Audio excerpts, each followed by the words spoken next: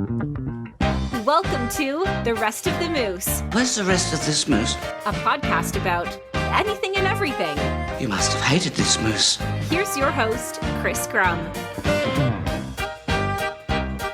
And it's time to talk books on the podcast. Every once in a while, I do actually read instead of watching TV or Broadway or the movies. And so, like I said, this podcast, I should say, is going to be about a little bit of everything. And today we're going to talk about what's next. And by what next, I don't mean what's coming up on the next episode. I mean a book called What's Next. It's a backstage pass to the West Wing, its cast and crew, and its enduring legacy of service. And it was written by Melissa Fitzgerald and Mary McCormick. They were both cast members on the West Wing. Melissa Fitzgerald played C.J. Craig's assistant in the press office, and then Mary McCormick came in the later seasons of the West Wing, and they have teamed up to write this book. And it is, if you are a West Wing fan, just a love letter basically to the show. And I highly recommend you pick up a copy or grab the audiobook that they did. It's also got an introduction by Allison Janney, who of course played C.J. Craig, and Aaron Sorkin, who was the mastermind behind the show. Now the title comes from something that Bartlett says, and he actually says it in the pilot episode. And I believe, if I'm not mistaken, it's the last line of the pilot episode, What's Next? And the West Wing, for me anyway, and for my money, is maybe one of my top 10 for sure, top 5 most likely, and maybe top 3 TV shows of all time. And it's interesting because it is a political show, and with the current political climate, you figure that 50% of the country would love the show and 50% would hate it. And it is about a Democratic administration. But what's interesting is, no matter what your politics are, you root for these characters and you root for a lot of what they're doing because it's almost an idealized idea of what politics could be and what politics should be. And I'm not talking on specific issues, but just how it's done and how it's all put together. And so it's really a great little look, kind of peeling back the curtain on what it's like inside the West Wing, both in this book and in the show itself.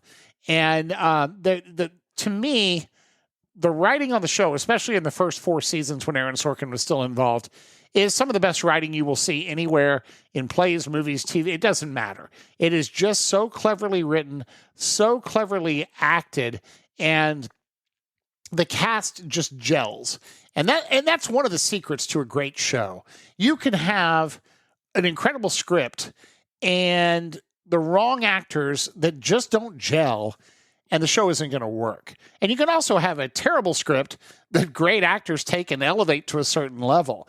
And I think back to my days with the Houston Aeros and the years that we were successful and the team won championships and rings was the years that the guys gelled, that they all got together, they became a family, and you could tell. You went into that arena every night knowing they were going to win because they were just that good and they were that tight.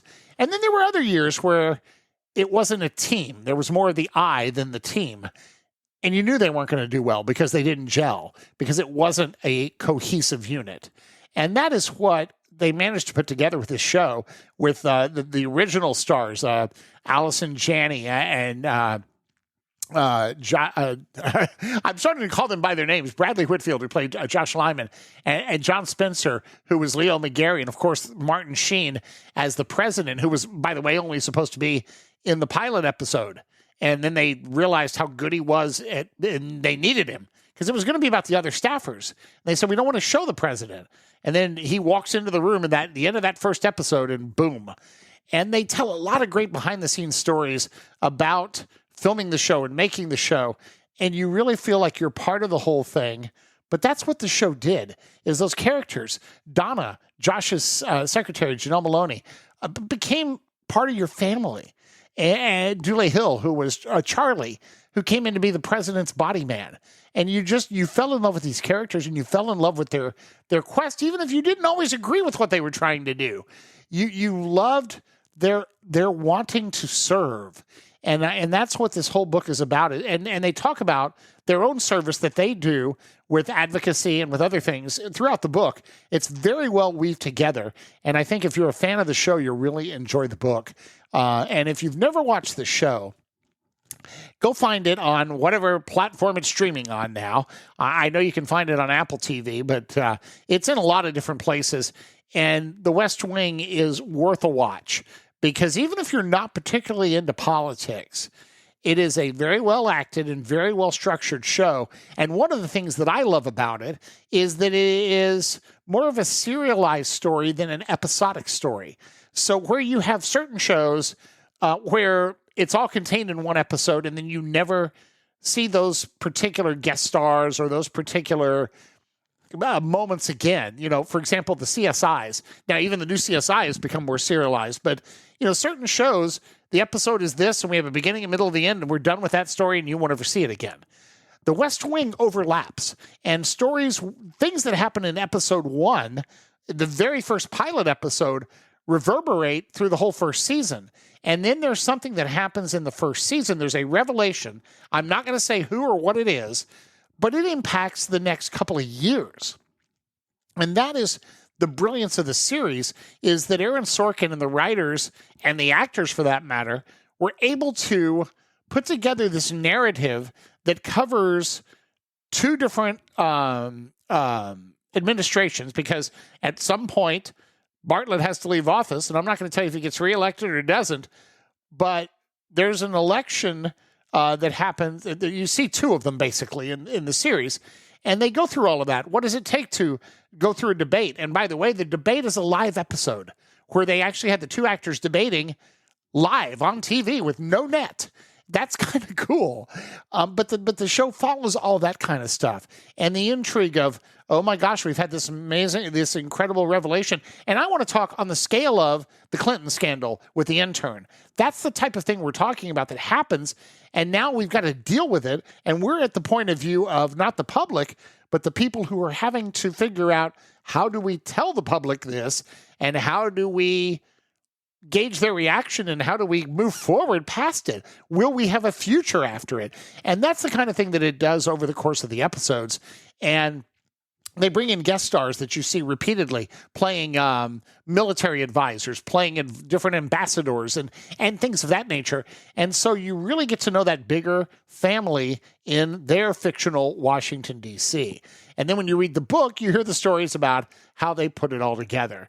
And as I mentioned, there's a great foreword by Aaron Sorkin. He talks about not even wanting to do the show. Now imagine, when you read his introduction, imagine if Aaron had said no.